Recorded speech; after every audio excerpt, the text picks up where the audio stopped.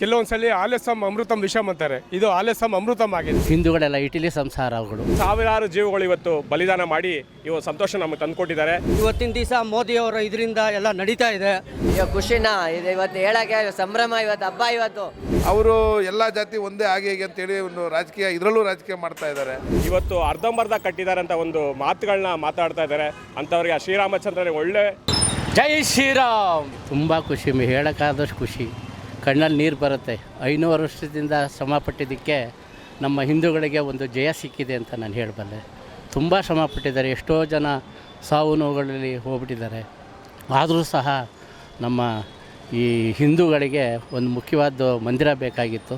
ತುಂಬ ಚೆನ್ನಾಗಿದೆ ಮೇಡಮ್. ನಿಮಗೆ ಎಷ್ಟು ಖುಷಿ ಇದೆ ಸರ್ ಇದು? ಮೇಡಮ್, ಇದು ವಿಶ್ವದಲ್ಲೇ ಇವತ್ತೊಂದು ಹಬ್ಬದ ವಾತಾವರಣ ಉಂಟಾಗಿದೆ. ಇದನ್ನು ರಾಷ್ಟ್ರೀಯ ಹಬ್ಬದ ಒಂದು ದಿನದ ಒಂದು ನಾವು ಆಚರಿಸ್ತಾ ಇದ್ದೀವಿ. ಇವತ್ತು 500 ವರ್ಷಗಳ ಒಂದು ಕನಸೇನಿತ್ತು ಅದು ಇವತ್ತು ನಿವಾರಣೆ ಆಗಿದೆ. ಸೊ ಮುಖ್ಯವಾಗಿ ಒಂದು ಇವತ್ತು ನೆನೆಸ್ಕೋಬೇಕು, ಈ ಒಂದು ಸಂತೋಷಕ್ಕೆ ಸಾವಿರಾರು ಜೀವಗಳು ಇವತ್ತು ಬಲಿದಾನ ಮಾಡಿ ಇವು ಸಂತೋಷ ನಮಗೆ ತಂದುಕೊಟ್ಟಿದ್ದಾರೆ.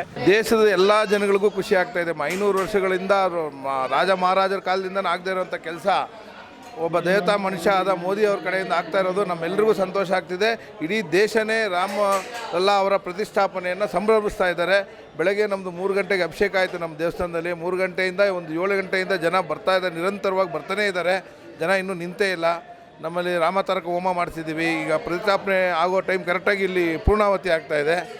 ಅವ್ರನ್ನ ಮುಖ್ಯವಾಗಿ ಇವತ್ತು ನಾವು ನೆನೆಸ್ಕೊಳ್ತಾ ಇದ್ದೀವಿ. ಈ ಒಂದು ಸಂದರ್ಭದಲ್ಲೂ ಸಹ ಇನ್ನೂ ನಮ್ಮ ದೇಶದಲ್ಲಿ ಅನೇಕ ವ್ಯಕ್ತಿಗಳು ರಾಮಲಾಲ ಒಂದು ಟೆಂಟಲ್ಲಿದ್ದಾಗ ಏನೂ ಒಬ್ರಿಗೂ ಮನಸ್ಸು ನೋವಾಗಿಲ್ಲ. ಇವತ್ತು ಅರ್ಧಂಬರ್ಧ ಕಟ್ಟಿದ್ದಾರೆ ಅಂತ ಒಂದು ಮಾತುಗಳನ್ನ ಮಾತಾಡ್ತಾ ಇದ್ದಾರೆ. ಅಂಥವ್ರಿಗೆ ಶ್ರೀರಾಮಚಂದ್ರನಿಗೆ ಒಳ್ಳೆ ಸರಿಯಾದ ಸಂದರ್ಭದಲ್ಲಿ ಒಳ್ಳೆ ಉತ್ತರ ಕೊಡ್ತಾರೆ ಅಂತ ನಾನು ಭಾವಿಸ್ತೀನಿ. ಇನ್ನೂ ಅವರಿಗೆ ಶ್ರೀರಾಮಚಂದ್ರನ ಶಕ್ತಿ ಏನೆಂದು ಇನ್ನೂ ಗೊತ್ತಿಲ್ಲ. ಅವ್ರ ಬಗ್ಗೆ ಇನ್ನೂ ಕೇವಲವಾಗಿ ಮಾತಾಡ್ಕೊಂಡು ತಿರುಗ್ತಾ ಇದ್ದಾರೆ.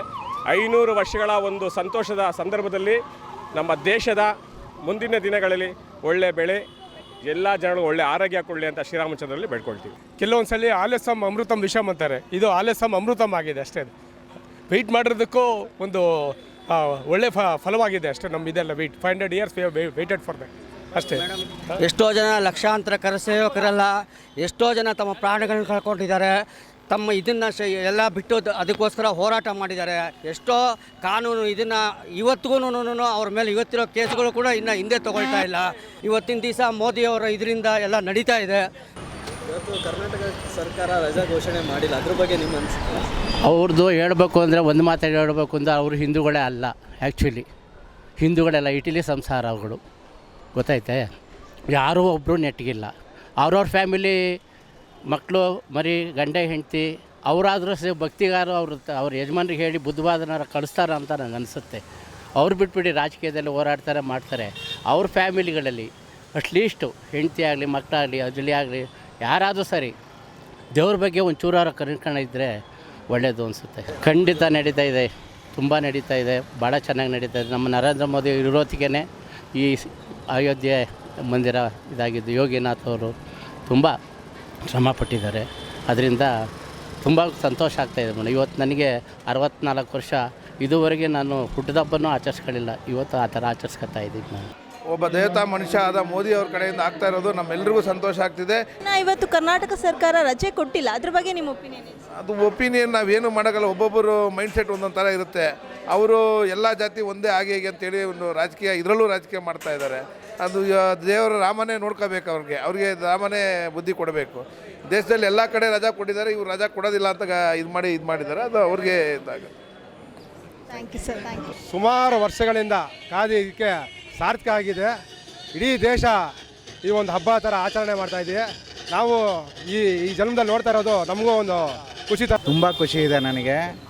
ಆ್ಯಕ್ಚುಲಿ ಫುಲ್ ಹಾಲಿಡೇನೇ ಇವರು ಅನೌನ್ಸ್ ಮಾಡಬೇಕಾಗಿತ್ತು. ಆ್ಯಕ್ಚುಲಿ ಅಷ್ಟು ಖುಷಿ ಆಗ್ತಾಯಿದೆ ನಮಗೆ. ಇವತ್ತಿನ ದಿನ ಹಬ್ಬದ ವಾತಾವರಣ ಎಲ್ಲ ಕಡೆ ಫುಲ್ ಎಂಜಾಯ್.